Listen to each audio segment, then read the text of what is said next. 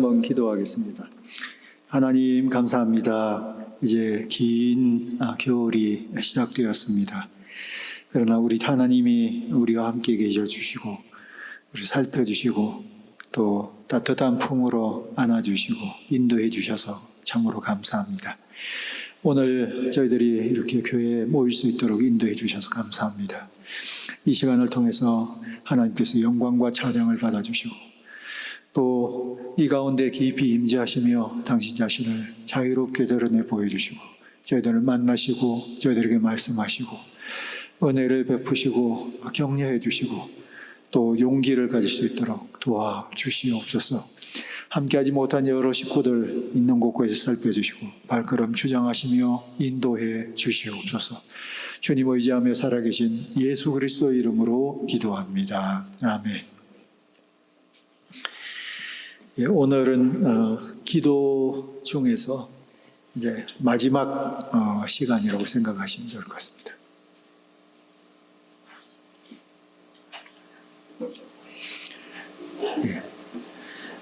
제목은 권세 있는 기도인데요. 아마 여러분에게 익숙하지 않을 수도 있는 주제입니다. 기도에 무슨 권세를 같이 합쳐놓은 그런 그 표현인데요. 기도 중에는 이런 요소들이 있기는 있어요. 근데 여러분이 알아두시면 도움이 되실 겁니다. 권세 있는 기도라는 것은 거기 나와 있는 것처럼 하나님의 권세로 어떤 일이 이루어지도록 명령하는 것이다.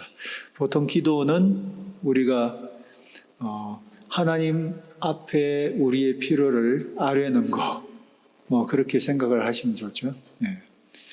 하나님께 직접 아뢰는 것. 그런데 이 기도는 하나님께 직접 아뢰는다기보다는 오히려 어떤 일에 대해서 명령하는 거예요. 그 명령은 하나님이 하시는 명령을 대신하는 그런 종류의 명령이라고 생각하시면 좋을 것 같아요. 근데 요거를 잘 표현해주고 있는 출애굽기에 말씀이 있습니다. 거기 14장 같이 한번 읽어볼까요? 너는 어찌하여 내게 부르짖느뇨? 이스라엘 자손을 명하여 앞으로 나가게 하고 지팡이를 들고 손을 바다 위로 내밀어 그것으로 갈라지게 하라. 어떤 상황인지 기억나십니까? 홍해 앞에서 이제 막막해진 거죠.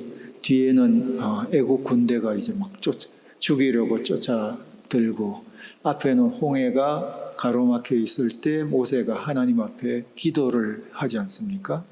도대체 어떻게 하면 좋습니까? 아마 이렇게 기도했겠죠. 그랬는데 하나님이 하신 응답을 보면은 좀 재미있는 그런 표현이에요. 너는 어찌하여 내게 부르짖느뇨? 기도해야 되는 것이 마땅한 상황이고 기도하라고 하나님이 하셨는데 왜 지금 나한테 부르짖느냐?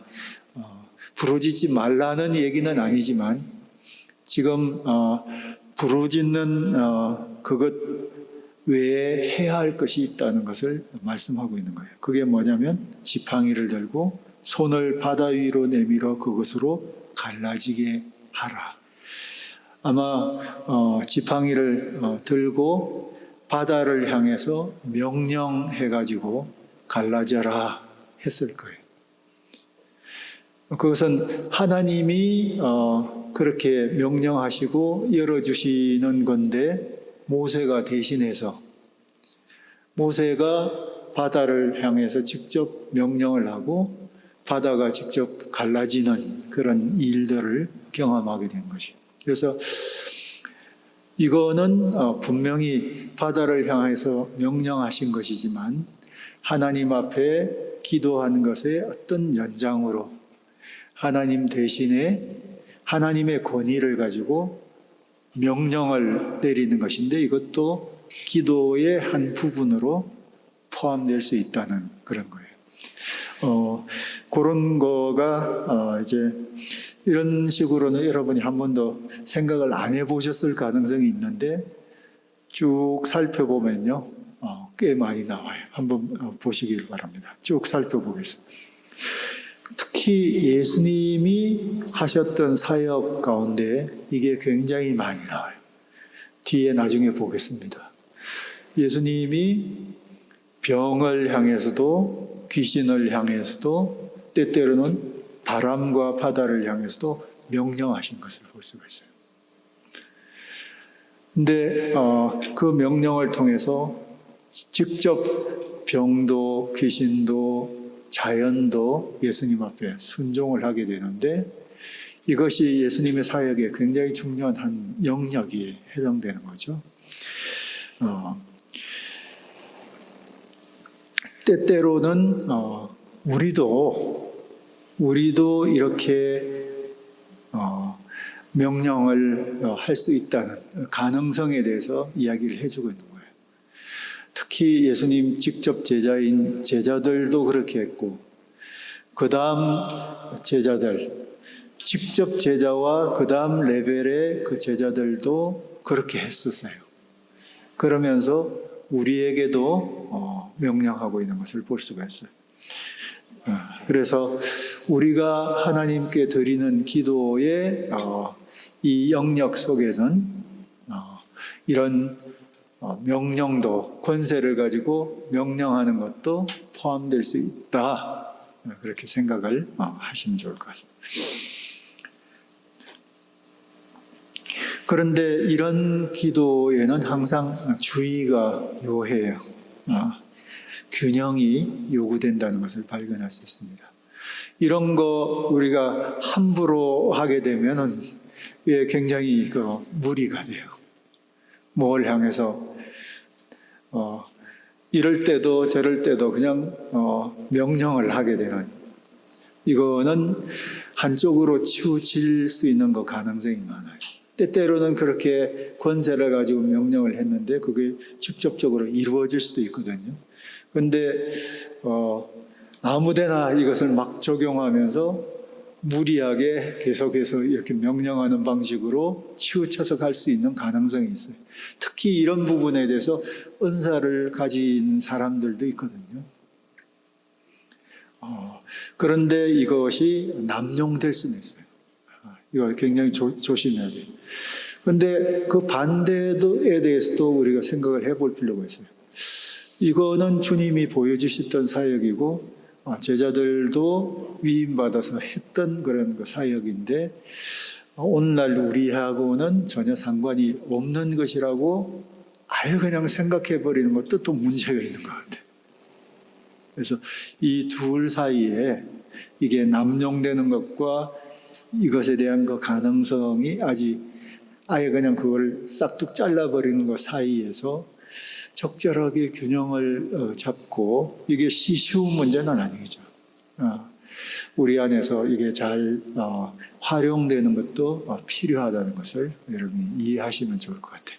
그동안은 여러분이 이런 거를 거의 경험을 못 해보셨을 텐데 한번 이런 게 있다는 것을 한번 생각을 해보세요. 또한 더불어 우리 주님이 하셨던 이런 종류의 사역을 볼 때, 예를 들어서 병을 낫게 하실 때 병을 향해서 명령을 내리시고 실제로 병이 낫게 되는 그런 어떤 일들이 있었지 않습니까? 그럴 때 여기에는 권세가 행해지는 그런 일이 발생했는데요. 그런데 그것은 권세를 휘두르는 방식으로 했다기보다는 거기에 뭐가 같이 있냐면 병들어서 힘든 사람을 향한 우리 주님의 긍휼을 하시는, 그를 불쌍히 여기시는 마음이 같이 담겨 있는 거예요. 그래서 병을 낫게 한 데는 권세도 행해졌지만 주님의 긍휼도 같이 있었다는 거예요. 이 두 가지가 균형을 잡아야 될 필요가 있는 것 같아요. 그래서 병을 향해서 권세만 휘두르려고 하는 그런 어떤 거는 굉장히 잘못된 방식으로 치우칠 수 있는 그런 위험성이 항상 거기에는 있는 것 같아요. 예. 그 반면에 또 이런 권세에 대해서 아예 무시하고 긍휼의 마음만을 갖고 있는 거는 또 그것도 또 한쪽으로 치우칠 수 있는 가능성이 있어요. 그런데 이 두 가지가 사람마다 다 다르지만 적절하게 우리 안에 균형을 잡고 있어야 될 필요가 있는데 쉬운 문제는 아닌 것 같아요. 세월을 두고 경험들을 통해서 뒤뚱뒤뚱하는 그 과정들을 통해서 우리 안에 이렇게 좀 정리되어야 될 필요가 있는 영역이 바로 이런 것이에요. 그런 것과 더불어서 이런 권세 있는 기도에는 이런 것이 필요해요. 거기 두 번째 파트에 나와 있죠. 영적인 분별력이 필요해요. 영적인 분별력이라는 것은 거기 나와 있는 것처럼 실제적으로 어떤 일이 진행되고 있는지에 대해서 파악하는 능력이라고 볼 수 있어요. 그래서 어떤 상황 속에서 어떤 일이 행해져야 하는지를 아는 그런 능력이에요. 이게 시도 때도 없이 아무 상황에나 들이대는 적용해야 되는 것이 아니라 이게 딱 그 적용되어야 되는 적절한 그 상황이 있거든요. 그리고 그럴 때 이런 것이 필요하다는 것을 이해하는 능력이 언제나 필요하다는 것을 볼 수가 있어요. 그래서 예를 들어서 좀 극단적인 그런 거 예지만 이제 임종을 앞두고 있는 어떤 분이 계시다고 생각할 때 이제 이분은 이제 의사들도 그렇고 여러 가지 그 정황을 볼 때 이제 돌아가실 시간만 찰칵 그것을 기다리고 있는 중인데 거기 와서 어떤 때는 뭐 죽어가는 분을 일으킬 수 있는 그런 능력이 발휘되는 것도 필요하지만 정확하게 이것을 잘 분별해서 이분은 이제 이 세상에서의 삶을 마감하고 주님의 때를 지금 기다리고 있는 중이라는 상황을 정확하게 잘 분별한다면 이 사람 앞에 병을 향해서 명령을 하고 자리를 박차고 일어서시오 하고 이야기하는 그거는 치우친 그런 것이 되죠. 가끔가다 이제 목회자들 중에서도 그런 분들이 계시고 기도를 열심히 하시는 분들 중에서도 그런 분들이 계시는데요. 임종을 앞둔 그런 분이 계시고 지금 뭐 거의 코마 상태에서 이제 그런 식으로 지내시는 분이 계신데 그런 분들이 오셔가지고 기도하면서 일어나도록 기도를 한다든지 또 어떤 분은 이제 내가 기도를 해봤더니 하나님이 낫는다고 이야기를 하셨다 하고 가족들한테 그렇게 이야기를 하는 경우도 있어요. 그래서 근데 결과를 보면 얼마 이후에 이분이 그냥 이렇게 돌아가시게 되는 그런 것도 있는데 물론 개인적으로 나름대로 어떤 확신 속에서 이분은 낫는다는 그런 생각을 가졌을 수도 있는데 그런 부분에 대해서 굉장히 조심해야 될 필요가 있는 거죠. 내가 기도했더니 하나님이 낫는다고 얘기하셨어 하고 얘기는 할 수 있는데 그게 가족들한테는 굉장히 그 희망 고문이 될 수도 있고 오히려 그럴 때는 잘 분별해서 모든 것을 미뤄보고 하나님이 주시는 그런 거 영감을 통해 생각해 볼 때 이분은 이제 이 세상에서의 삶을 마무리 짓고 있는 중이다. 그렇다면 오히려 그런 분을 향해서 막 일깨우는 그런 기도보다는 차분하게 그분이 생을 마감할 수 있도록 오히려 조용히 하는 것이 더 좋을지도 모르고 손이라도 한번 이렇게 잡아주고 사랑의 고백을 하고 또 나중에 만나자 하고 이렇게 생을 마무리 이렇게 해주는 것이 더 좋고 가족들을 향해서도 훨씬 더 좋을 수도 있는데 이런 부분에서 좀 애매한 그 어떤 요소가 있죠. 근데 그럴 때 요구되는 것이 이제 영적인 분별력이라고 이렇게 볼 수가 있는 것 같아요.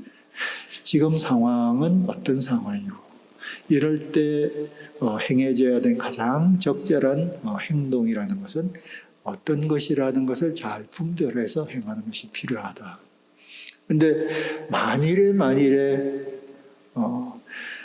의사들도 포기하고 가족들도 포기한 중에 정말 영적인 분별력을 통해서 하나님이 낫게 하신다는 그거에 확신이 있다면 그때는 또 권세 있는 기도를 통해서 이 사람을 도울 필요도 있을 수 있죠. 그렇지만 많은 경우에는 그렇지 않다. 그래서 이런 권세 있는 기도는 영적인 분별력의 균형을 잡을 필요가 있다는 거예요.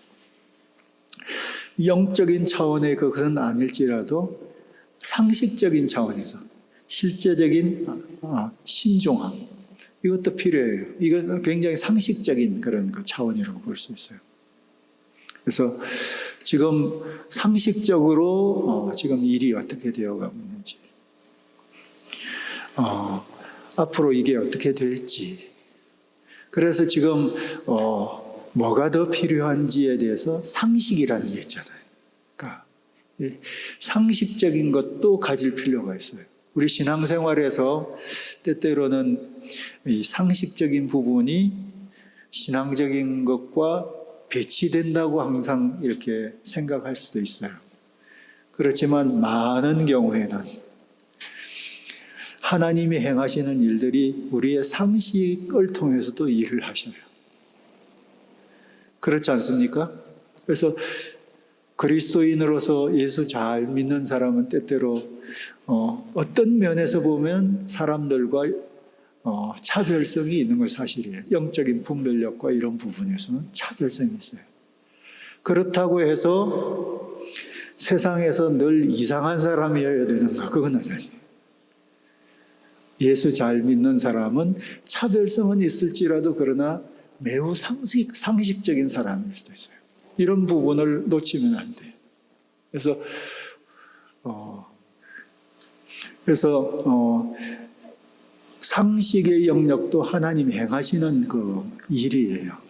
그래서 여러분 그냥 상식적으로 생각할 수 있는 것들 이런 부분도 이런 영역에서는 균형을 잡을 필요가 있어요.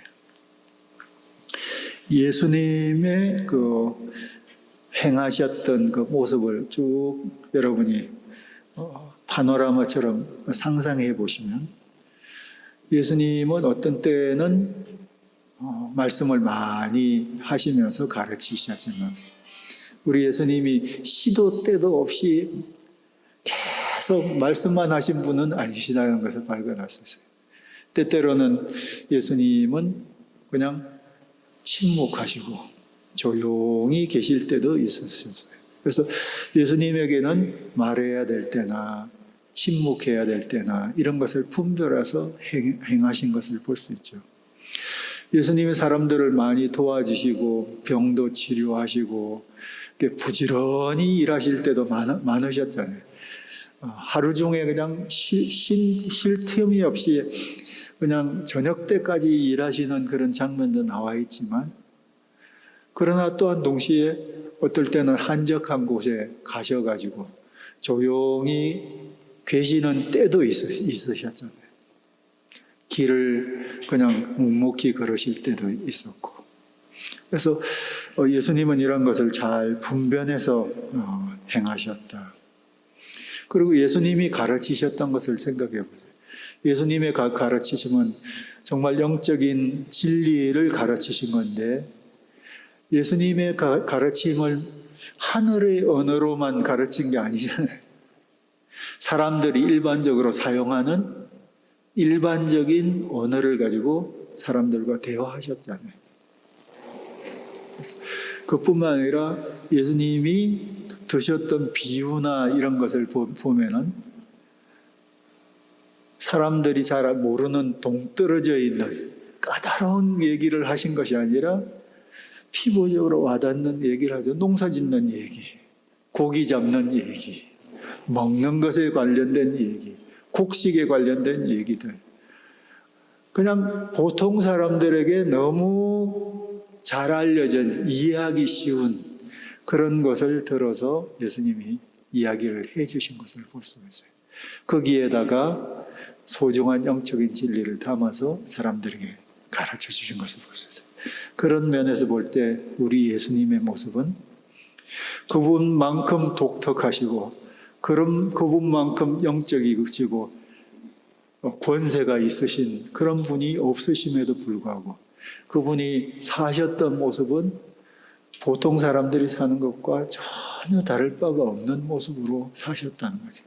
입고 계신 옷도 그러셨을 것 같고 드시는 음식도 그러셨을 것 같고 사람들과 대화할 때 나누는 그런 용어도 굉장히 현학적인 전문 용어가 막 튀어나오는 그런 거를 사용하시기보다는 평범한 그냥 일상의 언어를 사용하셔서 대화를 하시고 그래서 예수님이 함께 어울리셨던 사람들도 그랬잖아요. 누구하고도 예수님은 잘 어울리셨는데 특히 그냥 보통 사람들하고 많이 어울리셨어요. 식사도 그들과 같이 이렇게 모여서 하시고 우리 예수님은 그런 분이셨어요. 그렇기 때문에 권세의 영역과 분별력의 영역과 상식의 그 영역이 적절하게 균형을 잡고 이렇게 사신 분이시라는 사실을 발견했어요. 그래서 우리 예수님의 모습이 오늘날 정말 제대로 된 믿음이 좋은 그리스도인의 그 모본 자체다 그렇게 생각을 하시면 좋을 것 같아요. 우리 예수님 모습 생각해 보면요, 소위 교회나 요즘 주변에 있는 잘 믿는다는 그런 거 모습의 어떤 부분하고는 좀 다를 수 있다.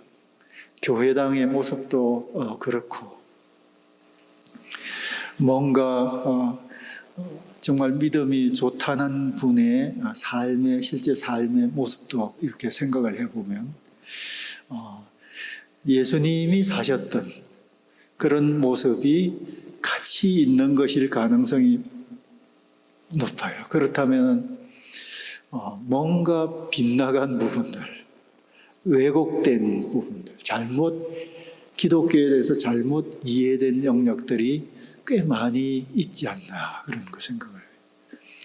권세도 있고 그래서 차별성도 있으면서도 그러나 매우 상식적이고 분별력 있는 모습으로 평범한 모습으로 이게 예수 믿는 사람들의 그 좋은 그런 균형 잡힌 모델이라고 볼 수 있는데 그것에 대해서 여러분이 많이 생각을 해보시면 우리가 여기서 이야기하는 명령하는 그 기도도 이런 부분에서 균형을 잡을 필요가 있어요. 그래서 때때로 여러분도 명령을 하실 수도 있어요. 그렇지만 그렇게 했는데 뭐가 됐더라도 그것 붙들고 시도 때도 없이 막 하려고 그러지 말고 그런 중에서도 우리가 잘 분별해서 다른 것과 더불어 균형 가운데 그런 것이 있는 모습으로 여러분이 한번 쭉 이렇게 가보시면 참 좋을 것 같아요.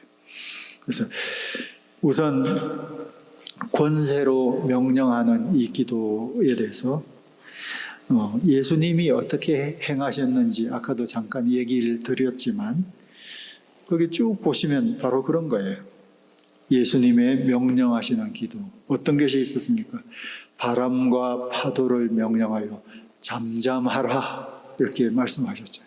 그랬더니 진짜로 명령을 듣고 잠잠해졌죠. 문둥병자를 향해 깨끗함을 받으라 명령을 했더니 진짜로 깨끗함을 입게 되었죠.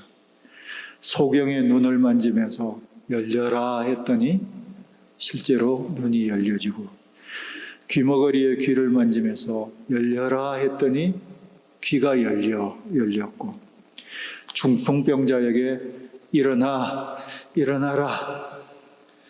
했더니 진짜로 일어나 자기가 실려왔던 들것을 들고 가는 그런 일들도 벌어졌고, 나사로의 무덤 앞에서 어떻게 하셨습니까? 나오너라 했더니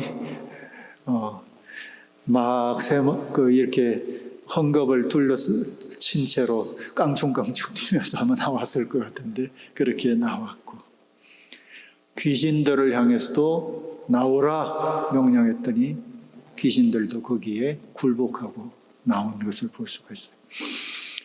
그런데 이거는 예수님이 행하신 것에 해당되는 거죠.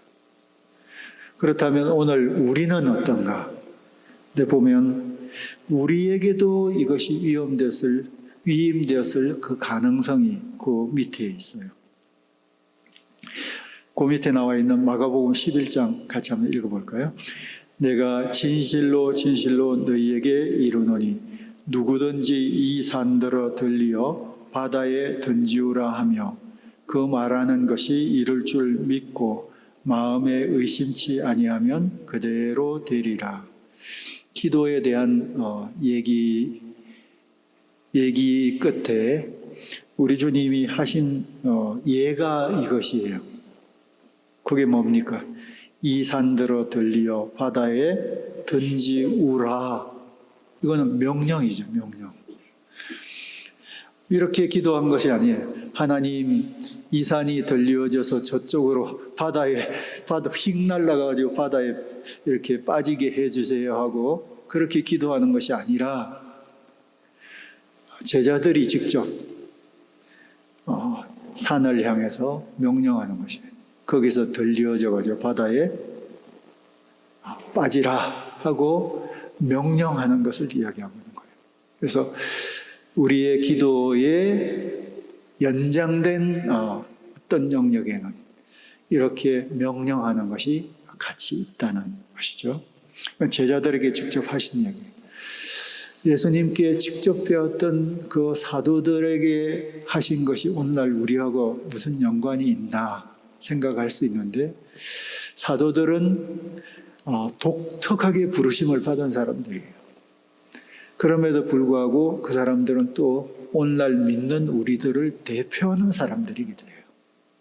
그래서 사도들에게만 이것이 일어나는 일이 아니라 오늘날 우리에게도 일어날 수 있는 그 가능성이 거기에 같이 있다고 볼 수 있어요.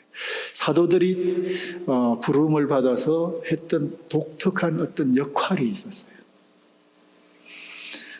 그거는 오늘날에는 반복될 수 없는 것이지만, 그러나 사도들이 예수님께로 배웠던 많은 부분과 그들이 행했던 사역은 오늘날 우리에게도 반복될 수 있는 그런 요소가 같이 있다고 볼 수가 있어요. 누가복음 9장 6절 같이 한번 읽어볼까요? 제자들이 나가 각 촌에 두루 행하여 처처에 복음을 전하며 병을 고치더라. 병을 고칠 때 그들이 사용했던 방법 중에 이것이 포함됐을 거예요. 어떨 때는 안수하며 병 낫기를 위해서 하나님 앞에 기도를 했을 거예요. 그런데 어떨 때는 아마 틀림없이 예수님이 하셨던 것처럼 병을 향해서 명령을 내렸을 거예요. 하나님의 권세로 명령을 내리며 병이 물러가라고, 병 물러가라고 직접 명령을 내렸을 가능성도 있어요. 제자들이 실제로 이것은 경험한 내용들이에요. 누가복음 10장 같이 한번 읽어볼까요? 주여 주의 이름으로 귀신들도 우리에게 항복하이도다. 예수님이 제자들 중에 12제자를 파송한 적도 있지만 누가복음을 보면 70인을 파송한 적도 있어요. 70인. 이 70인은 12제자 이외에 더 바깥에 있는 그런 사람들이라고 이야기할 수 있어요. 이 사람들이 흩어져 가지고 예수님이 권세를 주시고 명령하신 대로 했더니 이런 일이 벌어졌고, 여기서 읽은 것처럼 예수님께 와가지고 보고를 하는 거예요. 그 보고 중에 이런 얘기 있죠. 주의 이름으로 귀신들도 우리에게 항복하이더이다. 이게 그 70인이 실제로 경험한 내용이거든요. 항복했다는 얘기는 뭡니까? 나와라 했더니 실제로 나왔더라는 것이. 이거를 70인이 직접 경험한 거예요. 12제자가 아닌 70인도 이것을 경험했다. 이런 면에서 생각해 보면 오늘 우리에게 있어서도 이런 권세를 가진 그 기도의 종류가 어떤 때는 사용될 필요도 있고 그럴 상황도 생길 수 있다 하는 것을 여러분이 오늘 알고 계시면 좋을 것 같아요. 마지막에 나와 있는 요한복음 14장을 같이 한번 읽어볼까요? 내가 진실로 진실로 너희에게 이르노니 나를 믿는 자는 나의 하는 일을 저도 할 것이요 또한 이보다 큰 것도 하리니 이는 내가 아버지께로 감이니라. 예수님이 제자들을 향해서 하신 얘기죠. 예수님이 이제 곧 떠나실 때가 되었어요. 그랬는데 그들에게 이런 얘기를 하는 거예요. 나를 믿는 자는 내가 하는 일을 할 것이다. 그런데 거기에 뭐라고 나오냐면 이보다 큰 것도 할 것이다. 예수님이 행하셨던 거를 제자들도 행하고 또 믿는 다른 사람들도 행하는 거예요. 그런데 내가 하는 것보다도 더 큰 것도 행할 것이다. 이렇게 그 큰 것이라는 것이 뭘까? 이것은 틀림없이 예수님 떠나신다는 이 이야기는 뭘 이야기하느냐? 떠나심으로 말미암아 이제 누가 오시느냐 하면 성령님이 오신다는 것을 전제로 해요. 요한복음 14장, 15장, 16장을 보면 성령에 대한 얘기가 많이 있어요. 그 성령님을 통해서 예수님 행하신 일들도 우리가 하고 그보다 더 큰 일들도 할 것이에요. 그 더 큰 일이라는 것은 어떤 종류일 것인지에 대해서 여러분이 한번 상상해 보면 아마 훨씬 더 보편적으로 널리 예수님이 활동하셨던 그 지역은 제한적이었죠. 그러나 믿는 사람들이 흩어져 가면서 곳곳에서 더 넓은 영역에서 이런 일들이 벌어지는 것을 이야기할 수도 있고 예수님 때까지 있었지만 그러나 세월이 점점 흐르면서 여러 가지 면에서 모든 것이 더 구체화되어 가고 하나님의 계획이 더 구체화되어 가는 가운데서 곳곳에서 벌어지는 일들은 아마 그런 면에서 예수님이 하셨던 것보다 더 큰 일이 누구를 통해서 일어났냐면 믿는 사람들을 통해서 교회를 통해서 전 세계적인 교회를 통해서 곳곳에서 되어지고 있는 동시다발적인 많은 일들을 통해서 일어날 것이라는 예수님의 이야기라고 볼 수 있어요. 이런 맥락에서 생각해 볼 때 예수님 행하셨던 예수님만 행하실 수 있는 일이 있지만 그러나 예수님이 행하셨던 많은 일들은 믿는 제자들을 통해서 계속 이 세상에서 확대해서 반복해서 나타날 것이다 하는 얘기를 지금 해주고 있는 거예요. 그건 오늘날 우리에게도 해당되는 것이라고 볼 수 있어요. 그래서 그런 면에서 우리가 한번 생각해 보면 오늘 권세를 가지고 명령하는 이 기도는 오늘날 우리에게도 행해질 수도 있다 하는 것으로 여러분 한번 이해하시면 좋을 것 같아요. 어떻게 여러분의 실생활 중에서 이것을 적용할 것인지는 하나님이 성령을 통해서 여러분에게 주시는 생각을 따라서 이렇게 한번 해보세요. 저도 이런 기도를 대놓고 막 하고 그러지는 않지만 어떤 때는 이런 기도를 할 때가 있어요. 예를 들자면 병 걸려 있을 때 병을 향해서 직접 명령할 때도 있어요. 예. 그래서 병이 물러가도록 하나님을 향해서 이 병 낫게 해주세요 하고 기도할 수 있지만 주님의 권세를 가지고 병을 향해서 직접 명령을 하는 거예요. 네. 그래서 이것이 물러나게 해주세요. 그렇게 명령할 때도 있고, 때때로는 병이 가져다 주는 고통이 너무 심할 때 그 고통을 향해서도 우리가 명령을 할 수도 있어요. 시도 때도 없이 하는 건 아니지만 그러나 그 고통을 향해서 이게 너무 힘들고 너무 고통스럽다. 그럴 때 이것이 경감되도록 이 고통이 물러가도록 내가 명령을 내릴 수 있어요. 그래서 이것이 내 개인의 문제이든지 아니면 가까이 있는 다른 사람의 문제이든지 때때로는 그렇게 명령을 내려서 할 수도 있어요. 또 영적인 어두움의 세력 같은 것들이 있지 않습니까? 그것을 향해서는 직접 명령을 내릴 때도 있어요. 하나님을 향해서 기도를 드릴 수도 있죠. 영적인 어두움의 세력으로부터 보호해 주십시오. 지켜 주십시오. 시험 들지 않게 해주십시오. 넘어지지 않게 도와주십시오. 그것으로부터 빠져나오게 자유롭게 해주십시오 하고 하나님 앞에 기도할 때도 있지만 영적인 어두움의 세력을 향해서 그리스도인으로서 하나님의 자녀로서 위임받은 그 권세를 가지고 그리스도의 이름으로 명령을 내리는 거예요. 영적인 어두운 세력을 향해서 직접 물러나라. 거기에서부터 손 떼라 하고 여러분이 이렇게 명령을 내리는 방식으로 기도할 수도 있어요. 이거는 지금까지 한 번도 별로 생각을 안 해보신 그런 종류의 기도죠. 그런데 이런 게 있다는 것을 우리 기도 시리즈를 이야기하면서 마지막 시간에 여러분에게 드리는 거예요. 그래서 이것도 여러분이 기도하는 중에 어떨 때는 주님의 인도를 받아서 직접 한번 실제로 한번 해보세요. 내가 명령을 했는데 계속 아플 수도 있어요. 또 어떨 때는 병이 그냥 갑자기 휙 안 떠날 수도 있어요.